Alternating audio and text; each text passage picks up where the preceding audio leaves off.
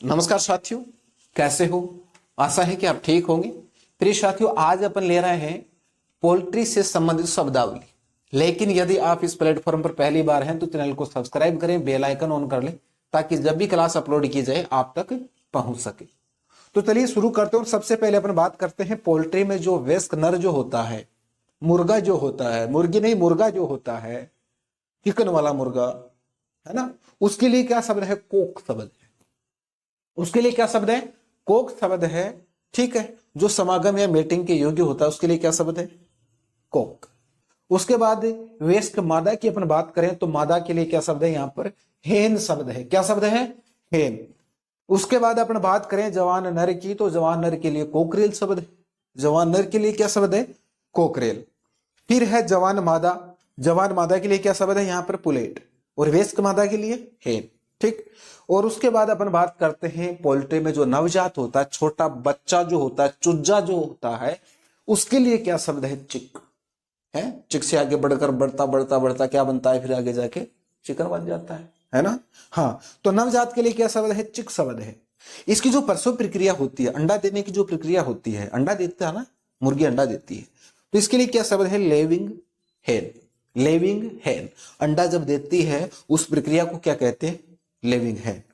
उसके बाद अपन बात करते हैं इसका समागम या मेटिंग प्रक्रिया जो होता है उसके लिए क्या शब्द है? सर्विक शब्द है। उसके लिए सर्विक शब्द है। और बंध्याकर्त नर को कहते हैं कैपोल। क्या कहते हैं? केपोल। क्या कहते हैं? केपोल। जिसके बस की बात नहीं है, जो सर्विक के योग्य नहीं है, जो समागम के योग्य नहीं है, जो मेटिंग के योग्य नहीं है, उस वह क्या होता है? केपोन होता है। वह क्या होता है? केपोन होता है। और इसका रखने का जो आवास जो होता है स्थानीय भाषा में तो क्या कहते हैं? खुड्डा कहते हैं, खुड्डा।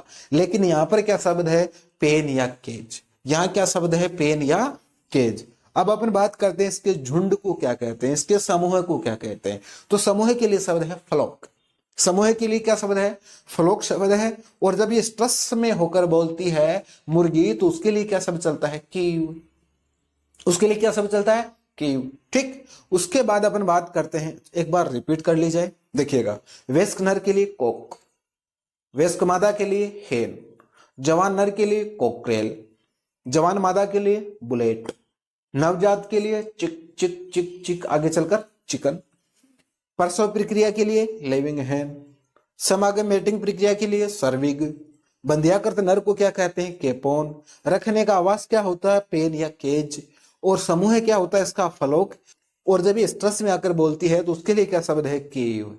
उसके लिए क्या शब्द है? कीव शब्द है।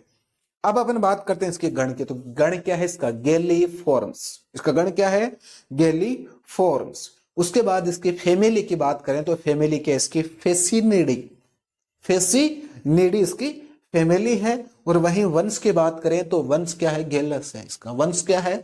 पोल्ट्री का वो गेलस है। अब बात करें वैज्ञानिक नाम की तो उसका वैज्ञानिक नाम क्या है? गेलस के आगे एक शब्द जोड़ा, क्या? डोमेस्टिकस। डोमेस्टिकल नहीं, डोमेस्टिकस। गेलस डोमेस्टिकस पोल्ट्री का वैज्ञानिक नाम है। कोट करके लिख लीजिएगा। मैं वैज्ञानिक नाम पर हर बार जोर दे रहा हूं क्योंकि वैज्ञानिक नाम से लगभग क्वेश्चन ऑल ओवर परीक्षाओं में पूछे जा रहे हैं, ये तो इनसे संबंधित है। ठीक। उसके बाद अपन बात करते हैं इसमें गुणसूत्र कितने होते हैं। तो भाई साहब ये भी थोड़ा सा नोट करके रख लीजिएगा क्योंकि अब तक जितने पशुओं का अपने अध्ययन किया है उसमें इतने जो गुणसूत्र हमने अब तक नहीं पाए हैं। इसमें कितने हैं? 78 हैं। 60 से ऊपर अभी तक किसी का हमने देखा नहीं है। फिर अपन बात करते हैं हाईएस्ट मान लीजिएगा इसे। उसके बाद अपन बात करते हैं इसका गर्भकाल। भाई साहब बहुत दिन नहीं, बहुत ही कम दिन का होता है।